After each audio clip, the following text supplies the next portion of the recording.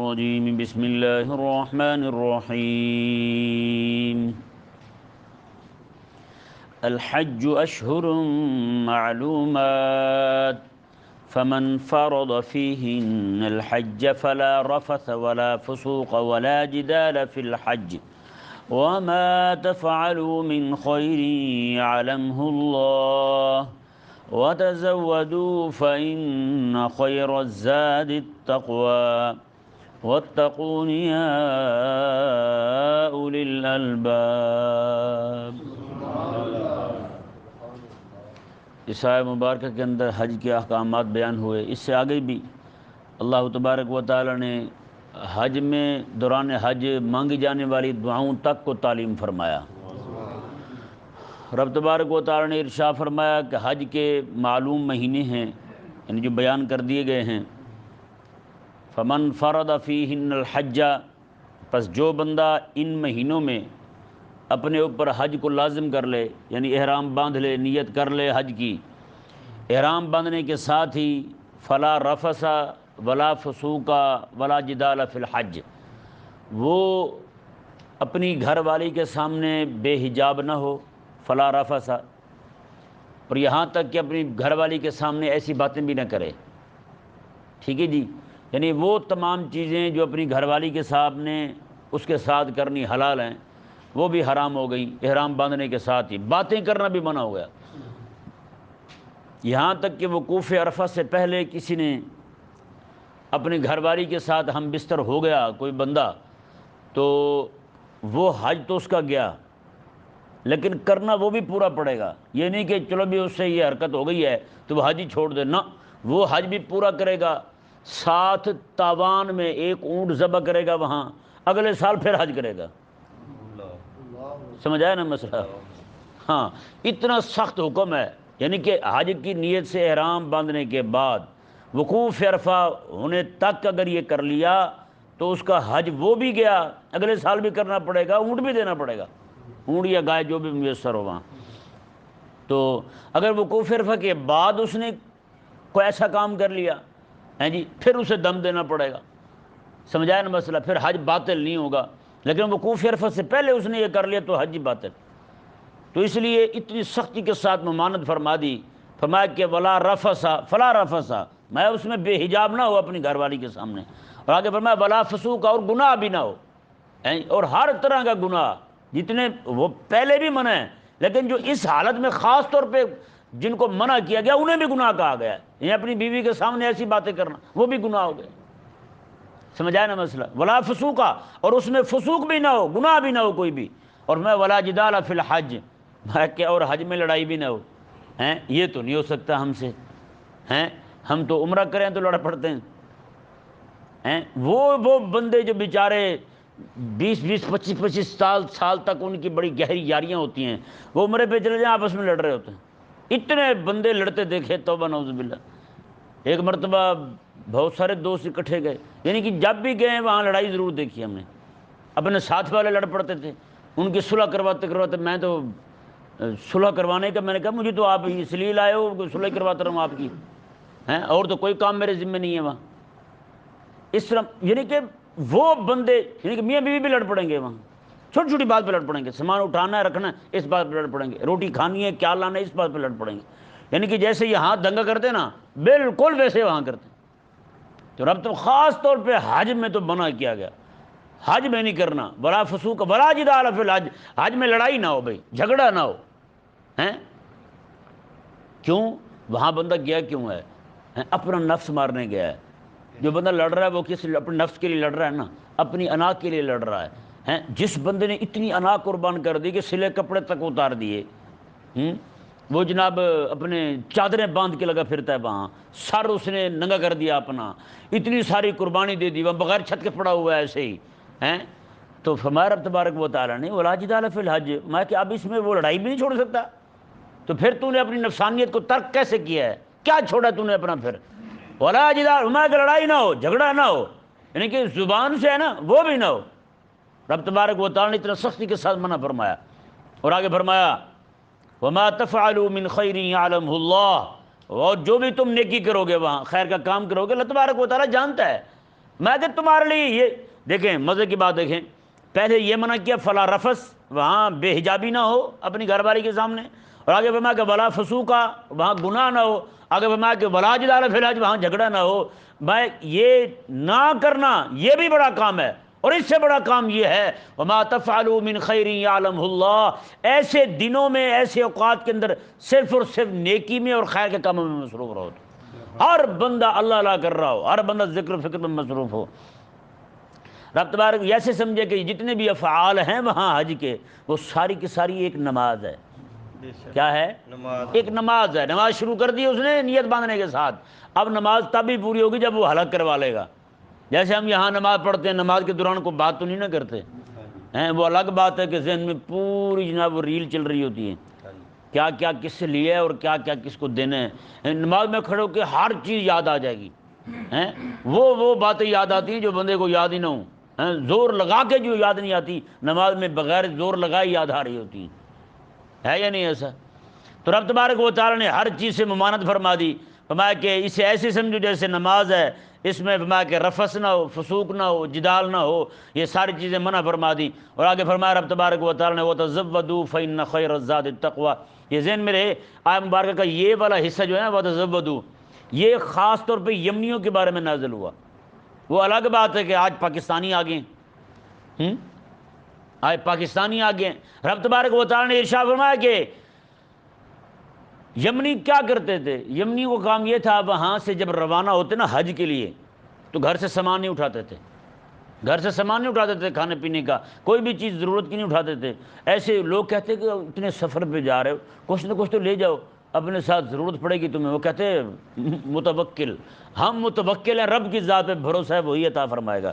اچھا جیسے ہی وہاں سے مکہ مکرمہ پہنچتے حج کے دنوں میں تو وہاں آ کے لوگوں کو تنگ کرتے، لاؤ بھائی خود کلے کلے کھدی جا رہے ہو، سانوں بھی دے تھے ہیں، کرتے نا کئی لوگ، کلے کلے کھدی جا رہے ہو بھائی صاحب، تو وہ یہی کرتے تھے۔ لوگوں کو کہتے ہاں بھی نکالے ہمارا حصہ بھی، ہمارے پاس تو کچھ بھی نہیں ہے، آپ ہی دیں ہمیں۔ تو رب تبارک و تعالیٰ نے ارشاد فرمایا یہ کون سا تمہارا توکل ہے؟ توکل تو یہ ہے کہ بندہ کوئی چیز نہیں لے کے آئے گھر، اس کا توکل جو ہے وہ اس پائے کا ہے کہ جب اسے ضرورت پڑے تو مانگے کسی سے نہ، جب نفس کہے نا بھی اب کھانا کھانا ہے تو اس وقت بھی نہ مانگے کسی سے۔ توکل تو یہ ہے، میں اور ایک تم ہو۔ حضرت بابا فرید الدین رحمہ اللہ تھے نا، ان کے بھائی تھے حضرت نجیب الدین، ان کو تو ہمیں نام ہی نہیں پتا کہ نہیں، حضرت نجیب الدین متوکل رحمہ اللہ، اتنے بڑے آپ توکل والے تھے رب تبارک و تعالیٰ کی ذات پر کہ آپ کو بازار کے اندر جو سکہ چلتا تھا نا اس کا بھی پتہ نہیں ہوتا تھا، یہ 2 والا کون سا ہے، 4 والا کون سا ہے، 5 والا کون سا ہے، یہ بھی نہیں پتہ ہوتا تھا انہیں۔ اور بھروسہ رب تبارک و تعالیٰ کی ذات پر ایسا ہوتا تھا، عید والے دن کچھ لوگ جمع ہو گئے آپ کے گھر نا، مہمان بن کے آ کے کھانا کھانا ہے، تو آپ کے گھر والے کہنے لگے گھر میں تو کچھ ہے نہیں، تو ان کو کہاں سے کھلائیں گے؟ انہوں نے کہا جو آج تک دیتا ہے آج بھی دے گا، وہ ہیں پورا سال دیتا رہا ہے، آج عید کے دن آج نہیں دے گا وہ۔ اتنی بات کی اور چھت پہ چلے گئے، جا کے نا سر سجدے میں رکھا رونے لگے، کہنے لگے یا اللہ بندے تو نے بھیجے، میں کون سا بلا کے لایا ہوں، اب روٹی بھی دے۔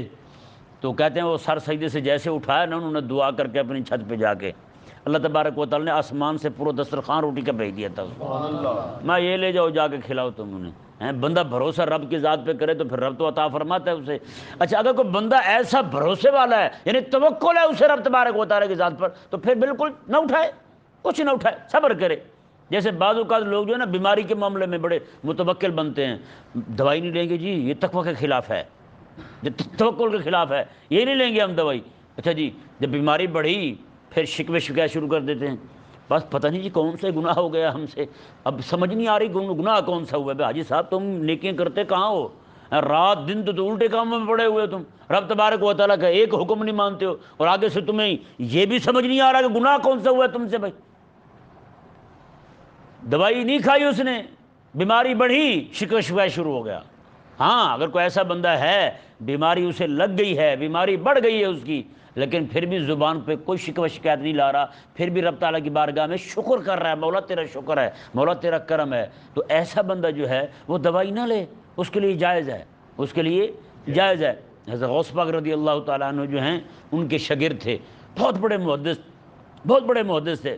جب فوت ہوئے نا تو بندہ غسل دینے لگا تو ان کی پسلیاں ٹوٹی ہوئی تھیں، پسلیاں ساری ٹوٹی ہوئی تھیں. تو اس نے کہا کہ اتنی پسلیاں ٹوٹی ہوئی ہیں، ان کی ساری ٹیڑھی ہیں، درست بھی نہیں کروائی گئی، اگر کیا وجہ ہے؟ اس نے گھر والوں سے پوچھا کہ یہ کیا معاملہ ہوا ہے. انہوں نے کہا یہ ایک مرتبہ لیٹے ہوئے تھے تو دیوار چھت سے نا وہ شتیر ہوتا ہے وہی نیچے گر پڑا تھا ان پر، چھت آ گری تھی ان پر، تو اس سے ان کی ساری پسلیاں ٹوٹ گئی تھیں. کہتے صرف گھر والی کو پتہ تھا، 20 سال سے ٹوٹی ہوئی تھی، نہ انہوں نے علاج کروایا نہ کسی کو بتایا انہوں. بتائیں بھائی ایسا ہے توکل کسی کے پاس کہ پھر 20 سال تک پسلیاں ٹوٹی رہیں، نہ دوائی لے بندہ نہ کسی کو بتائے؟ ایسا اگر کسی کا تقوی ہے تو بالکل دوا نہ کھائے. اگر اسے پتہ ہے کہ جناب رات ہونی ہے تو چیخ چلانا ہر شے شروع ہو جانی ہے، پھر جس کے پاس بھی بیٹھے گا رب کی شکایتیں کرے گا، میں مارا گیا جی پتہ نہیں رب تعالیٰ نے کیوں مجھے مصیبت میں مبتلا کر دیے، تو ایسے بندے کے لیے ضروری ہے کہ وہ پہلے دن ہی ڈاکٹر کو طبیب کو چیک کروا، جناب دیکھیں مجھے کیا مرض لگا ہے، اور دوائی لے کے کھائے. اچھا یہاں پہ یہ بات ذہن میں رہے، دوا جو بھی لینی ہے نا اسے آپ یہی سمجھیں کہ اونٹ باندھ رہے ہیں. وہ آقا علیہ السلام کے پاس آئے تھے نا ایک دیہاتی صحابی، وہ آ کے اونٹ کھلا ہی چھوڑ دیا. آقا علیہ السلام نے ملاحظہ فرما لیا، آ کے آقا علیہ السلام کے پاس بیٹھ گئے، میں تمہارے اونٹ کا کیا بنا؟ انہوں نے کہنے لگے حضور اللہ کے بھروسے پہ میں نے اسے کھلا چھوڑ دیا ہے. آقا علیہ السلام نے فرمایا کہ جاؤ پہلے باندھو پھر رب کی ذات پہ بھروسہ رکھو. اس سے ثابت ہوا کہ اسباب کو اختیار کرنا یہ توکل کے خلاف نہیں ہے. اسباب کو اختیار کرنا توکل کے خلاف نہیں ہے. آقا علیہ السلام جب اعلان نبوت سے پہلے غار حرا میں جاتے تھے آقا علیہ السلام، تو اس وقت بھی حضرت اماں پاک حضرت خدیجہ رضی اللہ تعالیٰ عنہ آقا علیہ السلام کو کھانا بنا کے دیا کرتی تھی. وہ ایسا کھانا ہوتا تھا جو جلدی ناراض نہیں ہوتا، جلدی ضائع نہیں ہوتا. ایسا کھانا بنا کے جیسے وہ چوری وغیرہ ہو گئی وہ پہلے دور میں بناتے تھے، اب تو خیر وہ پنیاں شنیاں وہ اپنی پنیاں رہ گئی ہیں اور تو پنیاں رہی نہیں، نہ وہ رواج رہا نہ وہ لڑکے کھاتے ہیں آج کل کے بچے. برگر شورما جن کے منہ کو لگاؤ، پرانے غذائیں کہاں برداشت ہوتی، دیسی گھی تو اچھا نہیں لگتا میں. دودھ یہاں کا گاؤں سے دودھ آ جائے نا یہاں کے بچے دودھ نہیں پیتے، وہ کہتا ہے بب بدبو آتی ہے. میں نے کہا بچہ وہ آپ نے جو خالص پانی ڈلا ہوا پیا ہے آپ کو یہ دودھ کیسے برداشت ہوگا بھلا بتائیں، ہے یا نہیں ایسا؟ وہ دودھ نہیں ان کے منہ کو لگتا، بو آتی ہے ان کو. تو حال یہ ہو گیا ہمارا. تو دوا بندہ کھائے کیا کرے؟ توکل رب کی ذات پر. یہ نہیں کہ ڈاکٹر جو کرے گا یہ کرے گا، دوائی کرے گی وہی ہوگا، نہ دوا بھی کھائے توکل رب کی ذات پر ہو کہ ہوگا وہی جو میرے رب چاہے گا، ہوگا وہی جو میرا رب چاہے گا. توکل اور رب تبارک و تعالیٰ کی ذات پر.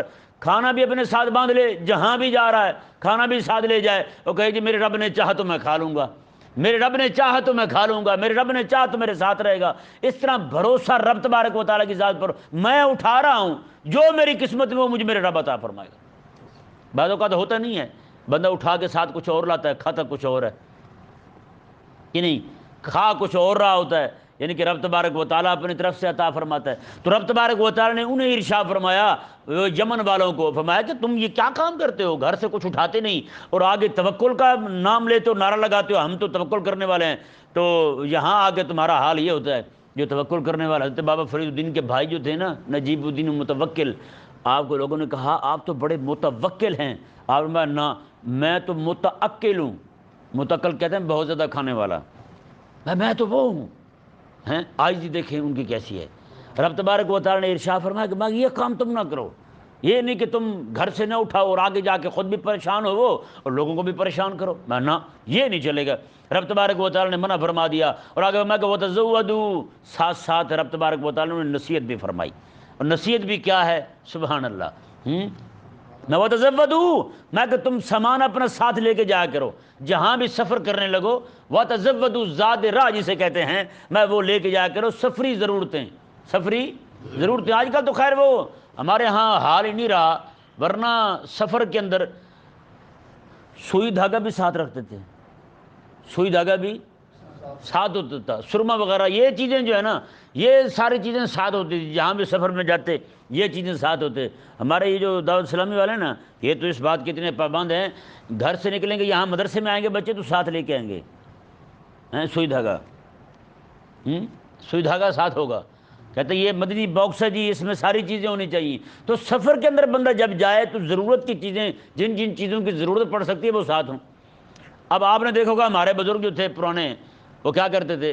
کندھے پہ ایک چادر رکھتے تھے. کہ نہیں سمجھ آیا مسئلہ؟ ایک چادر ہوتی تھی اور کئی بزرگ تو دو دو چادریں رکھتے تھے.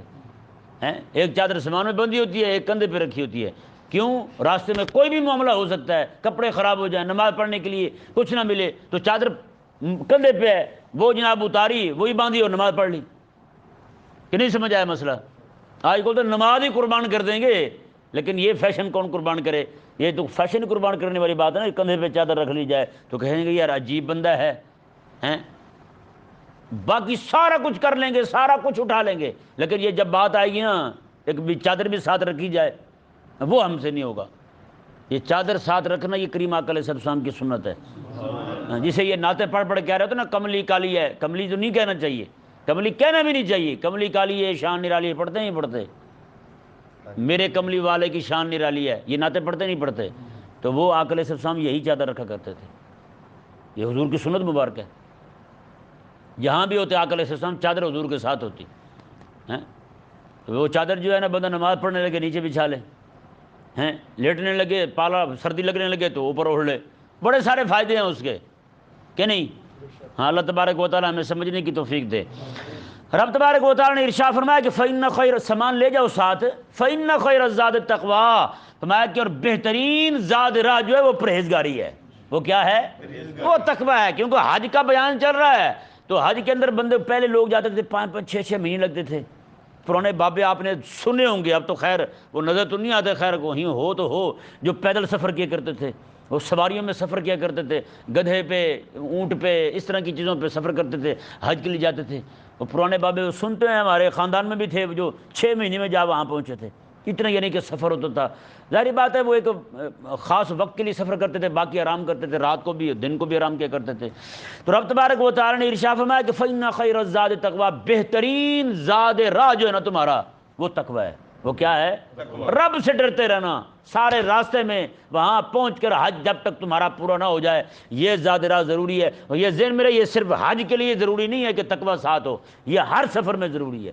کیونکہ آقا علیہ السلام کے صحابی آقا علیہ السلام کی بارگاہ میں حاضر ہوئے، آ کے عرض گزار ہوئے، یا رسول اللہ صلی اللہ علیہ وسلم زودنی، میں سفر میں جا رہا ہوں، مجھے کچھ سامان دیجئے سفر کا، ہیں؟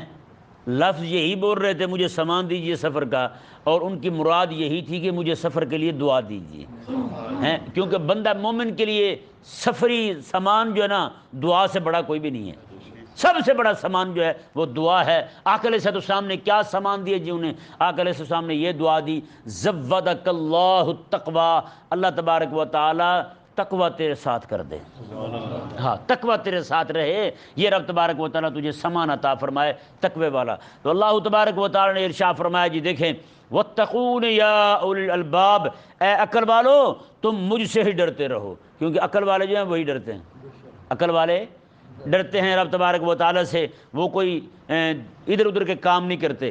اگلی آیت مبارکہ کے اندر رب تبارک و تعالیٰ نے ارشاد فرمایا جی دیکھیں، جب یہ منع کر دیا گیا انہیں کہ جتنے بھی پہلے، اصل میں یہ ذہن میں رہے، اسلام نے جو حج لازم کیا نا، جو آقا علیہ السلام نے حج میں اصلاحات کی ہیں، آگے ان کا ذکر آ رہا ہے۔ یہ پہلے بھی اصلاح ہی ہے کہ لوگ وہاں سے آتے تھے، کچھ نہیں لے کے آتے تھے ساتھ، تو وہاں کے منگنے شروع کر دیتے تھے آیت کے آخری حصے میں۔ اور اگلا جو ایک مسئلہ ہے وہ انتہائی عام مسئلہ ہے، لوگ جو تھے مکے کے اور دور دراز کے علاقوں کے، وہ وہاں جمع ہی اس لیے ہوتے تھے کہ وہاں جمع ہو کر کے وہ اپنے مال تجارت لے آتے تھے، وہاں میلے لگتے تھے، حج کے اپنے جو ان کے طریقہ ہوتا تھا وہ کرنے کے بعد پھر وہاں لوگ جمع ہوتے تھے، لوگ اپنے میلے لگتے تھے، اپنے سامان بیچتے تھے، خریدتے تھے، سارا کچھ کرتے تھے۔ تو حضرت عبداللہ بن عمر رضی اللہ تعالیٰ عنہما سے ایک بندے نے پوچھا، انہوں نے کہا جی حضور یہ ارشاد فرمائیں کہ میں حج کے لیے جاتا ہوں، تو حج کے لیے جاتے ہوئے کوئی چیز سامان ساتھ لے جاؤں، میری نیت اصل یہی ہو کہ میں حج کرنے جا رہا ہوں، ساتھ سامان بھی لے جاؤں، تو وہ بیچ کر کے اگر میں کچھ 4 پیسے کما لیتا ہوں، یہ میرے لیے حلال ہے یا نہیں؟ تو حضرت عبداللہ بن عمر رضی اللہ تعالی عنہما ارشاد فرمانے لگے، میں آقا علیہ السلام کے پاس بیٹھا تھا، ایک بندے نے یہی سوال کیا تھا جو تم کر رہے ہو، لیکن اس کا سوال تھوڑا مختلف تھا۔ اس نے یہ پوچھا تھا آقا علیہ السلام سے، یا رسول اللہ صلی اللہ علیہ وسلم ہمارے اونٹ ہیں، ہم دور جاہلیت میں بھی یہی کرتے تھے، اپنے اونٹ ساتھ لے جاتے تھے، وہاں اونٹ کرائے پہ دیتے رہتے تھے، ہیں، اور ساتھ ساتھ اونٹوں کی خدمت بھی کرتے رہتے تھے، اور ساتھ حج کی نیت بھی کرتے تھے۔ یا رسول اللہ صلی اللہ علیہ وسلم، ایسا کرنا میرے لیے جائز ہے کہ میں اپنے اونٹ ساتھ لے جاؤں اور لوگوں کو کرائے پہ دیتا رہوں، لوگوں کو ڈھوتا بھی رہوں، اتارتا بھی رہوں، چڑھاتا بھی، جو بھی کام ہوگا اونٹوں کے متعلق، کسی کا سامان لاد لیا یا کسی بندے کو سوار کر لیا، یہ میں کام کرتا رہوں اور میری نیت حج کی ہو، تو میرے لیے یہ گناہ تو نہیں ہے، حج میرا حج ہی رہے گا، اس میں کوئی ملاوٹ والی بات تو نہیں آئے گی۔ آقا علیہ السلام کی بارگاہ میں عرض کر کے خاموش ہوئے، آقا علیہ السلام بھی خاموش ہو گئے۔ اتنی دیر میں جبریل امین علیہ السلام یہ آیت مبارکہ لے کر نازل ہوئی۔ رب تبارک و تعالی نے ارشاد فرمایا، لیس علیکم جناح ان تبتغوا فضلا من ربکم، میں تمہارے لیے کوئی گناہ نہیں ہے کہ تم اپنے رب کا فضل وہاں تلاش کرو۔ اندازہ لگائیں، رب نے اسے اپنا فضل فرما دیا، بھائی یہ میرا فضل ہے۔ بھئی کوئی بندہ ہے ایسا جو اپنا سامان ساتھ لے کے جانا چاہتا ہے، سامان لے جائے، ہیں، یہ سامان نہیں لے کے جانا چاہتا تو وہیں سے جا کے خرید لے، ہیں، وہیں سے لے آئے، یہاں آ کے بیچ دے۔ لیکن یہ نہ، میں حقیقت درد کروں، ہمارے ملک کے لوگ اور پٹھان جو ہیں اور دوسرے بھی ساتھ بہت ساری جو ہے نا ایک تعداد ہے جو وہاں جاتے ہیں، بلیک کا سامان خریدتے ہیں، اسمگلنگ کرتے ہیں وہاں سے، ہیں، اور یہاں سے بہت سارے لوگ تو وہاں جاتے ہیں، چرس لے جاتے ہیں، وہاں پہ جا کر چرس بیچتے ہیں۔ بتائیں، گیا حج پہ ہے اور بیچ چرس رہا ہے۔ کئی بار یہ پاکستانی جو ہے نا وہ پکڑے گئے ہیں چرس لے کے جاتے ہوئے۔ ایک مرتبہ ملتان کی ایک عورت تھی، وہ تو کوئی 3-4 کلو چرس لے کے جا رہی تھی وہاں۔ بتائیں، حال یہ ہو گیا ہے، یعنی جا حج کرنے رہے ہیں اور کام یہ ہے، اس حج کا کیا فائدہ بھائی؟ ہیں، کیا حاصل ہوگا تمہیں اس حج سے جس حج میں تم چرس بیچنے کے لیے جا رہے ہو؟ تو یہ ایسا کام نہ ہو، کام وہ ہو جس کو اللہ تبارک و تعالی نے حلال قرار دیا ہے۔ اچھا، جس حج کے اندر رفث بھی منع ہو، فسوق بھی منع ہو، جدال بھی منع ہو، اس حج میں چرس بیچنا کہاں حلال ہوگا؟ اس حج میں سمنگلنے کا سامان اٹھانا وہ کہاں حلال ہوگا؟ ہیں، اتنے لوگ وہاں سے آ رہے ہیں جناب، اتنے سامان لے کے ہماری سوچ بھی نہیں پہنچ سکتی، وہاں پہ سودے کرتے ہیں۔ آپ وہاں پہنچیں، آپ کو سامان اتنا وہاں پہنچ جائے گا، صرف وہاں پہ دستخط کرتے ہیں، سائن وہاں کر دیے، سامان یہی پہنچ رہا ہے۔ سامان کون سا؟ سارا بلیک کا۔ بھائی نا، رب تبارک و تعالی نے سختی کے ساتھ منع فرما دیا، میں کہ نہ ایسا نہیں کرنا، صرف وہی لینا ہے وہاں سے، وہی خریدنا بیچنا۔ اچھا، یہ بھی ذہن میں رہے، یہ کیسے معلوم ہوگا کہ یہ سفر اس کا حج کا ہے یا سفر تجارت کا ہے؟ ہیں، یہ ایسے معلوم ہوگا کہ اگر حج نہ کرنا ہوتا تو وہ جاتا ہی نہ وہاں، حج نہ کرنا ہوتا اس نے تو وہاں جاتا ہی نہ، یعنی حج کے لیے ہی جا رہا ہے، باقی سارے کام ضمناً ہیں، باقی سارے کام ضمناً ہیں۔ وہ ضرورت کے تحت کر رہا ہے، چلو غریب ہے اتنا عرصہ وہ کام نہیں کر سکے گا تو وہاں کچھ لے لیا، بیچ لیا، چلو 4 پیسے آ جائیں گے اس کو، وہاں بھی اپنا کھانا کھاتا رہے گا، گزارا کرتا رہے گا، اور یہاں واپس آئے گا تو اپنا نظام یہاں بھی چلتا رہے گا، کیونکہ حج کے دنوں میں بہت سارے دن ایسے آتے ہیں۔ اب تو خیر بالکل ذوالحج کا چاند نظر آنے کے بعد بھی بندے آخری دنوں میں جا رہے ہوتے ہیں، جا کر سیدھے وہیں اترتے ہیں اور جا کے جناب حج کے اعمال شروع ہو جاتے ہیں، ان کے ارکان شروع ہو جاتے ہیں۔ اب ایسے ہی ہو رہا ہے بالکل، یعنی بہت سارے لوگ جو ہیں وہ آخری دنوں میں جاتے ہیں، وہاں جا کے شریک ہوئے، جیسے جناب وہاں سے فارغ ہوئے وہاں سے واپس آ گئے، پہلی فلائٹ میں واپس آ گئے۔ بہت سارے لوگ جو اپنے آپ کو بزنس مین کہتے ہیں وہ یہی کرتے ہیں، ٹھیک ہے نا جی۔ تو رب تبارک و تعالیٰ نے واضح فرما دیا کہ جو لوگ زیادہ دیر وہاں رہتے ہیں وہ بالکل کر سکتے ہیں، تھوڑی دیر کے لیے جانے والے بھی وہ بھی تجارت کر سکتے ہیں، خرید و فروخت کر سکتے ہیں وہاں سے، رب تبارک و تعالیٰ۔ لیکن یہ بھی ذہن میں رہے، جو چیزیں وہاں سے یہاں ملتی ہیں نا تو بندے کو چاہیے کہ وہ یہیں سے ہی خریدے، یہ مشورہ ہے۔ ہوتا کیا ہے، ہمارے لوگ بیچارے یہاں سے جاتے ہیں وہاں تو آدھا دن بازاروں میں پڑے رہتے ہیں، اتنی عبادت نہیں کرتے جتنی چیزیں خریدتے ہیں، وہ پھر وہ مرد بیچارے تو وہ تو ویسے وہ لٹکے ہوتے ہیں بیچارے۔ ہماری بہنیں مائیں جو ہیں وہ بیچاری، آپ کو پتہ ہے ان کو مردوں کی چیز خریدی ہوئی پسند نہیں آتی، وہ چیز ایک بار لے کے آئے گا بیچارہ، گھر آ کے دکھائے گا، یہ دیکھو جی، نہیں نہیں نہیں واپس کرو، کوئی اور لاؤ، کوئی اور لاؤ۔ وہ بہشتی، ایک بار میرے ساتھ بھی ایسا ایک بندہ تھا، اللہ تعالیٰ اسے جنت میں اعلیٰ مقام دے، جب جنت کے دروازے پہ پہنچے ہیں تو وہ بندہ جو ہے نا وہ بھی یہی کرتا تھا، مجھے کہتا جی آپ میرے ساتھ چلیں۔ وہ میں نے کہا یار میں یہ اپنے لیے کام نہیں کرتا ہوں، تم نے مجھے کیا رکھ لیا ہے، تو وہاں جائیں جی، جا کے گھما کے وہ دیکھ لے، خریدے نہ، اپنا بھی اس کا ماشاءاللہ عزم بڑا بلند تھا، وہ دیکھ لے سارا کو واپس آ جائے، کہتے جی سر مجھے پسند ہی نہیں آیا۔ میں نے کہا اچھا جی، دوبارہ پھر جی جب وہ تھوڑی تھکاوٹ دور ہو، کہتے جی چلیں جی پھر۔ میں نے کہا چلیں جی پھر۔ میں نے کہا وہ چل جو پڑے وہاں سے یہاں، تو یہاں تو بھگتنا پڑے گا۔ جب جاتے وہاں جا کے کوئی چیز خرید لیتا، واپس آتا، وہ دکھاتا کرم والی کو، کرم والی جڑی ہے اسے دکھاتا، وہ کہتے دفعہ دور واپس کر، یہ نہیں چاہیے، وہ واپس جاتے۔ وہ تو کھڑ رہتا بیچارہ گونگلو بن کے، اب مجھے کہنا پڑتا جی معافی کریں جی یہ واپس کر لیں آپ، وہ واپس کرتے بیچارے، وہ پھر خریدتے۔ پھر وہ کئی بار تو اس طرح ہوتا، بھئی خدا کے لیے یار آپ یہاں آئے کیوں ہیں؟ یہ چیزیں یہاں سے نہیں ملتی، یار استری نہیں ملتی یہاں سے، کپڑے نہیں ملتے یہاں سے، تو پھر ایسی پھٹی کیوں ہے؟ وہاں سے زیادہ آپ نے لینا ہے تو ایک لے لیں، وہ کیا نام ہے اس کا، کھجور لے لیں اور آب زمزم لے لیں، باقی ساری چیزیں یہاں سے مل جاتی۔ جو چیز وہاں سے نہیں ملتی وہ لائیں۔ علامہ اقبال نے بھی روتے ہوئے کہا تھا، میں کہ حاجی کے پاس سوائے زمزم کے اور یہ کھجوروں کے اور کچھ بھی پاس نہیں ہوتا، یعنی جو چیز وہاں سے لے کے آنی چاہیے وہ اس کے پاس نہیں ہے، بتائیں۔ اور آج تو وہ زمزم اور وہ چیزیں بھی ہمارا اتنا زور نہیں ہوتا کہ وہ لائیں، ہم اپنی چیزیں لے کے آتے ہیں، بیٹیوں کو جہیز تک وہیں سے اکٹھے کراتے ہیں۔ یار کون سی چیز ہے جو یہاں سے میسر نہیں ہے، جو یہاں سے نہیں ملتی؟ ایسے وقت ضائع کرنا، وہاں جا کے بازاروں میں گھومتے رہنا۔ عورتیں ہیں بیچاری تو وہ بھی بازاروں میں گھوم رہی ہیں، مرد ہیں تو وہ بھی بازاروں میں، مارکیٹ میں آدھا دن وہیں گزر جاتا ہے، اور روزانہ کا۔ اور پہلے 4-5 دن سکون سے رہیں گے، جب دیکھیں گے نا وقت ختم ہو رہا ہے، بس پھر جناب بازار کے وہ چکر لگائیں گے، دھوڑ نکال دیں گے وہاں۔ نہیں یار ایسا نہیں ہونا چاہیے، جو چیزیں جہاں سے مل سکتی ہیں وہ یہیں سے خریدیں، کیوں خرید رہے ہیں وہاں سے؟ اللہ تبارک و تعالی ہمیں سمجھ عطا فرمائے۔ تو پہلے ہوتا ہی، آج بھی اجازت ہے وہاں سے، یعنی کہ خرید و فروخت کرنے کی، شرعاً ممانعت نہیں ہے، لیکن وقت بچانا چاہیے۔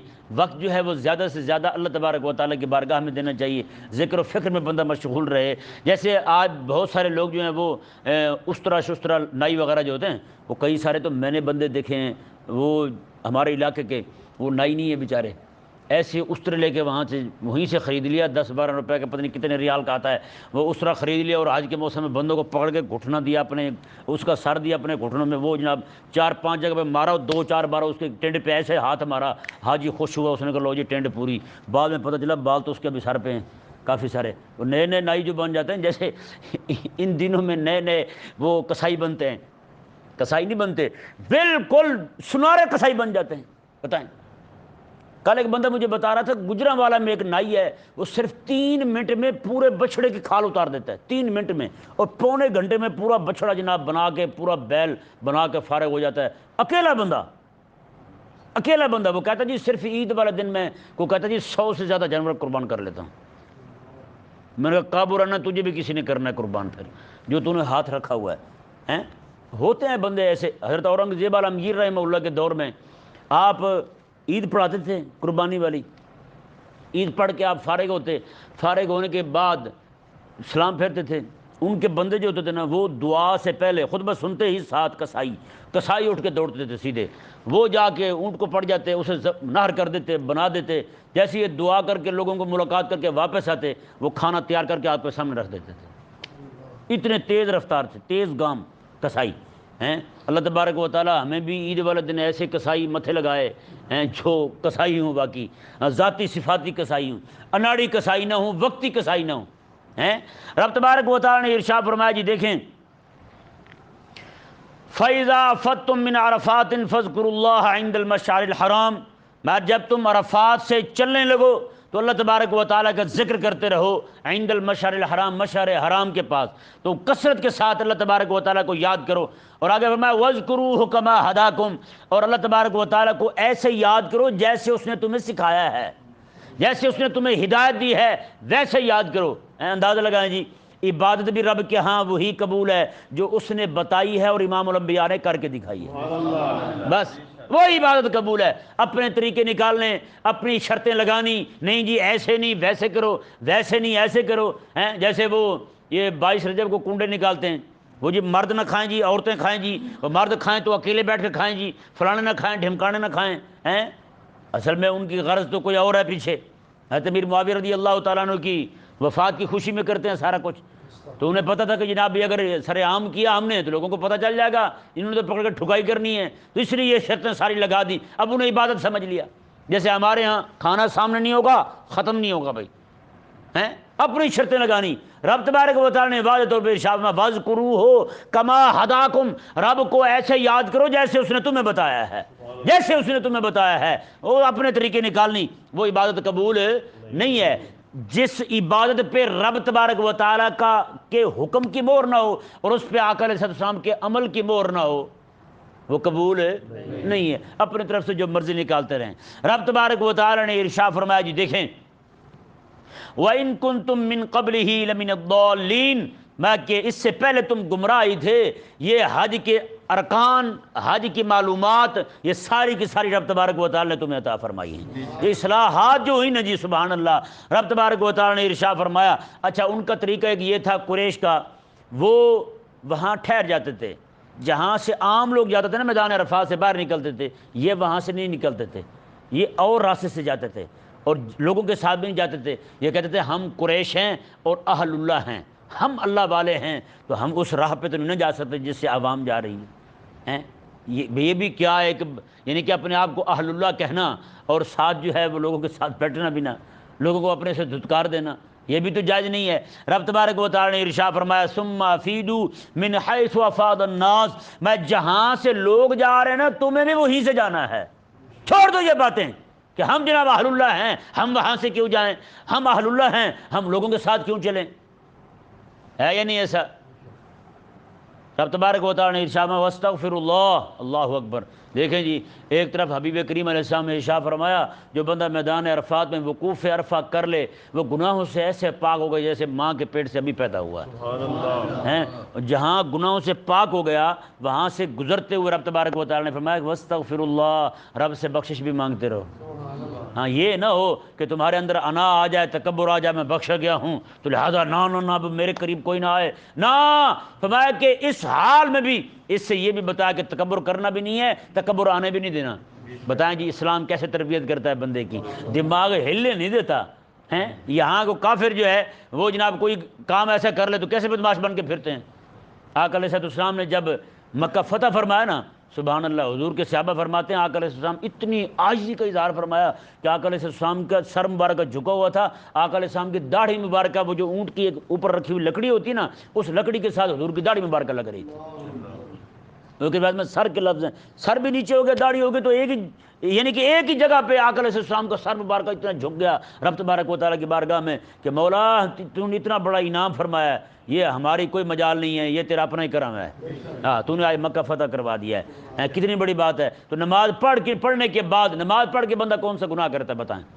تو استغفر اللہ پڑھ رہے نہیں پڑھ رہے، وہ بھی اس لیے پڑھ رہے ہیں نماز پڑھ کے تکبر نہ کرنا تو نے کو بڑا کام کر لیا ہے، میں نہ اس حال میں بھی تو استغفر اللہ پڑھ، مولا مجھے بخش دے، جیسے تیری عبادت کرنے کا حکم تھا مجھ سے ادا نہیں ہو سکا وہ ہیں۔ بتائیں بھائی حج کرنے کے بعد بھی یہی فرمایا واستغفر اللہ، تم رب تبارک و تعالیٰ سے بخشش مانگو، ان اللہ غفور الرحیم، بے شک اللہ تبارک و تعالیٰ بخشنے والا بہت ہی مہربان ہے۔